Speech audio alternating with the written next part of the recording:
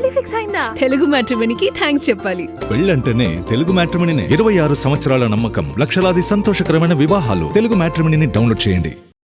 Bollywood star heroine Alia Bhatt కి చేదు అనుభవం ఎదురైంది. Prestigious Cannes 2026 film festival event లో పాల్గొన్న ఆలియాకు ఇంటర్నేషనల్ మీడియా షాక్ ఇచ్చింది.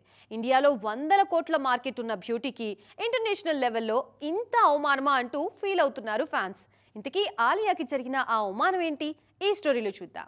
బాలీవుడ్ లో వరుస బ్లాక్ బస్టర్ హిట్స్ తో టాప్ ప్లేస్ లో కంటిన్యూ అవుతున్నారు ఆలియా భట్. ఇప్పుడు గ్లోబల్ బ్రాండ్ అంబాసిడర్ గా కేన్స్ 2026 ఫెస్టివల్లో గ్రాండ్ ఎంట్రీ ఇచ్చారు. ఫేమస్ డిజైనర్ తమారా రాల్ఫ్ డిజైన్ చేసిన గౌన్ లో రెడ్ కార్పెట్ మీద సందడి చేశారు. కానీ ఈ ఈవెంట్ లో ఆలియాకు షాక్ ఇచ్చారు ఫోటోగ్రాఫర్స్. దీపికా పదుకోన్, ఐశ్వర్య రాయ్ లాంటి వాళ్లు కేన్స్ కు వెళ్తే కెమెరా ఫ్లాష్లతో మోత మోగిపోతుంది.